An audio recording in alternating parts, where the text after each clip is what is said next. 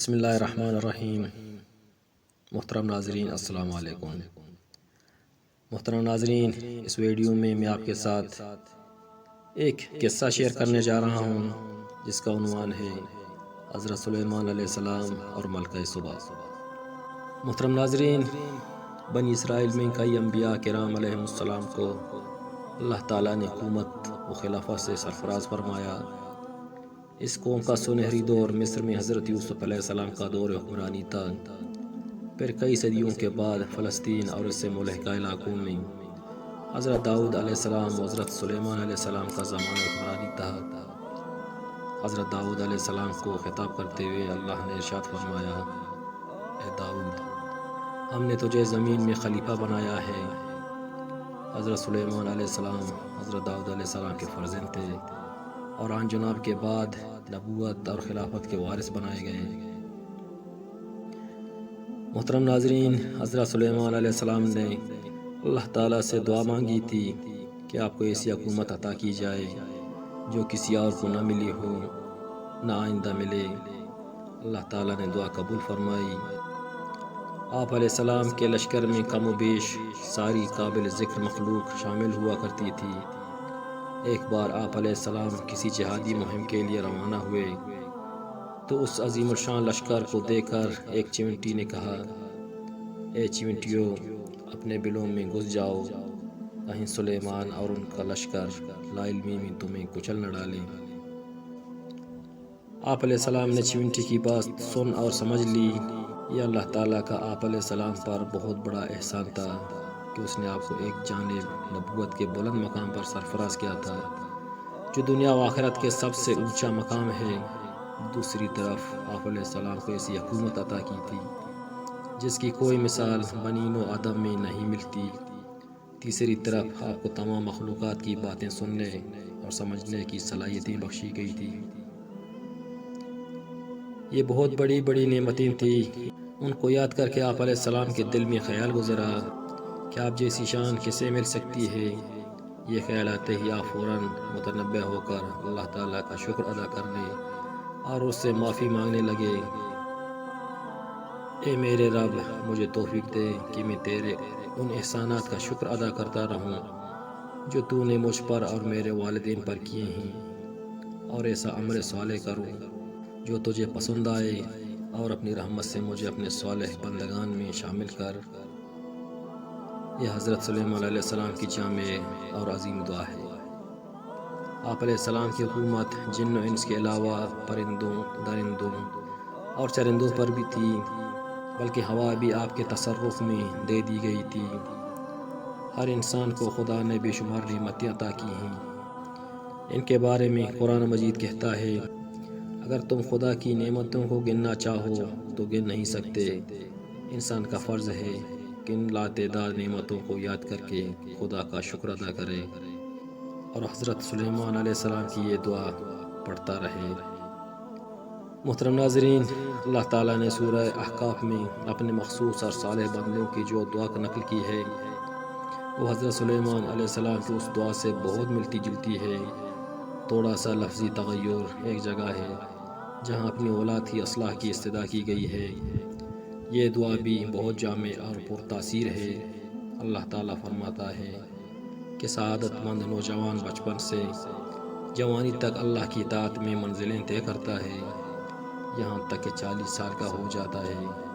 اب اس کے والدین بھی ہیں اور اہل عیال بھی، وہ اللہ تعالیٰ سے باقاعدگی کے ساتھ دعا مانگتا رہتا ہے، اے میرے رب، مجھے توفیق دے کہ میں تیری نعمتوں پر جو تو نے مجھے اور میرے والدین کو عطا فرمائی ہے تیرا شکر ادا کروں اور ایسے نیک عمل کروں جن کو تو پسند فرماتا ہے، اور اللہ میرے اولاد کی اصلاح اور تزکیہ فرما دے۔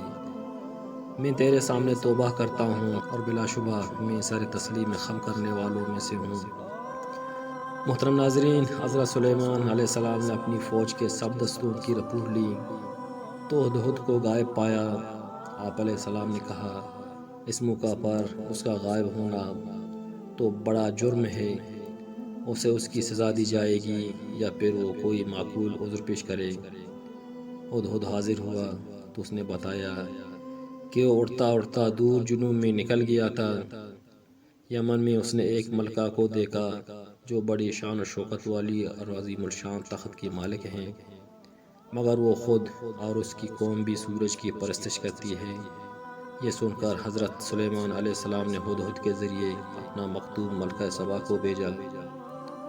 ہدہد نے یہ خط ملکہ سبا کے سامنے اس وقت پھینک دیا جب وہ سورج پرستی کے لیے معبد کی جانب جا رہی تھی۔ خط میں لکھا تھا، یہ مکتوب سلیمان کی طرف سے ہے اور اللہ رحمان و رحیم کے نام سے شروع کیا گیا ہے۔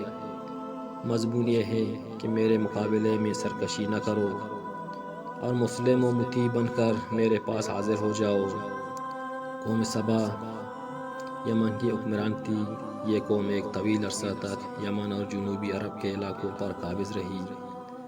یمن کے موجودہ دارالحکومت صنعا سے 55 میل شمال و مشرق میں مارب کا شہر ہے۔ اس قوم کا صدر مقام تھا۔ تجارت اور زراعت کی وجہ سے اس قوم میں دولت کی خوب ریل پھیل تھی۔ حضرت سلیمان علیہ السلام کے زمانے میں اس سلطنت پر ایک عورت کی حکومت تھی۔ یہ ملکہ اور اس کی قوم سورج پرست تھی۔ ہدہد نے سلیمان علیہ السلام کو یہ اطلاع دی تو آپ علیہ السلام نے فیصلہ کیا کہ اس ملکہ اور اس کی قوم کو دین توحید کی طرف دعوت دی جائے۔ اسی لیے خط لکھا تھا، نہ کہ کسی اور مقصد کے لیے۔ قوم سبا کی ملکہ حضرت سلیمان علیہ السلام کا خط پڑھ کر حیران رہ گئی۔ اس نے فوراً مجلس سے مشاورت طلب کی اور معاملہ مجلس کے سامنے رکھ دیا کہ اب کیا کرنا چاہیے۔ بحث و تمیز کے بعد طے ہوا کہ حضرت سلیمان علیہ السلام کی خدمت میں تحائف بھیجے جائیں اور ان ایلچیوں کے آنے کا انتظار کیا جائے۔ دیکھتے ہیں کہ وہ کیا جواب لے کر لوٹتے ہیں۔ ادھر حضرت سلیمان علیہ السلام نے ان تحائف کو دیکھا تو فرمایا، ان تحائف کی تو ہمیں ضرورت نہیں ہے، خدا نے ہمیں اس سے بہت زیادہ انعامات سے نوازا رکھا ہے۔ جاؤ یہ سب کچھ لے جاؤ۔ اگر اسلام قبول نہیں تو ایک عظیم الشان لشکر کا انتظار کرو جس کا مقابلہ کرنے کی تم میں طاقت نہیں ہے۔ حضرت سلیمان علیہ السلام کو مال و دولت کی کوئی طلب نہ تھی۔ ملکہ سے کہیں زیادہ مال و دولت اللہ تعالیٰ نے ان کو عطا فرمایا تھا۔ وہ تو بس یہ چاہتے تھے کہ یہ قوم غلط راستہ چھوڑ کر راہ ہدایت اختیار کرے۔ یہی اللہ تعالیٰ کے نبیوں کا مشن ہوتا ہے اور یہی تمنا۔ اس کے بعد آپ علیہ السلام نے ملکہ سبا کا تخت ایک معجزانہ طریقے سے اپنے دربار میں منگوا لیا۔ ادھر ملکہ بنفس نفیس اپنی کابینہ کے ساتھ دربار سلیمان میں حاضری کے لیے چل دی۔ جب وہاں پہنچی تو اپنا تخت وہاں موجود پایا، حالانکہ وہ اسے یمن میں اپنے دربار میں سخت حفاظتی پہرے میں چھوڑ کر آئی تھی۔ اس پر وہ حیران رہ گئی۔ اس کے بعد اس کے دل نے گواہی دی کہ سلیمان علیہ السلام دنیا کے بادشاہوں کی طرح محض بادشاہ نہیں ہیں، بلکہ وہ فی الواقع اللہ کے بھیجے ہوئے پیغمبر ہیں۔ تو وہ آپ علیہ السلام پر ایمان لے آئے۔ ایمان لانے کے موقع پر اس نے کچھ الفاظ کہے جن میں بظاہر دعائیہ کلمات نہیں ہیں، لیکن مفہوم دعا موجود ہے، کیونکہ اسے اپنی گزشتہ بت پرستی کی زندگی پر شدید احساس ندامت تھا، جسے وہ ان الفاظ میں حضور ربانی میں پیش کرتی ہے۔ اے میرے رب، میں نے اپنے آپ پر بڑا ظلم کیا اور اب میں نے سلیمان کے ساتھ رب العالمین کی اطاعت قبول کر لی۔ یہ دعا حضرت یونس علیہ السلام کی دعا کے مشابہ ہے، جس میں جناب علیہ السلام نے کہا تھا، لا الہ الا انت سبحانک انی کنت من الظالمین۔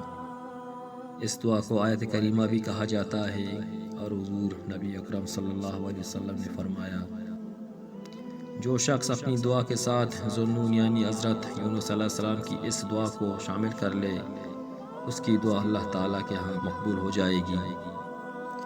ملکہ سبا کے بارے میں بنی اسرائیل کی طرح مسلمانوں میں بھی عجیب و غریب داستانیں مشہور ہیں۔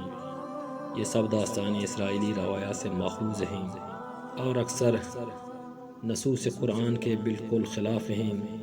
بدبخت اسرائیلیوں نے اللہ کے نبیوں کی حرمت کو ہمیشہ پامال کیا۔ ایسے الزامات انبیاء کرام علیہ السلام پر لگائے کہ خدا کی پناہ ایسی روایات کے بیان میں حد درجہ احتیاط سے کام لینا چاہیے۔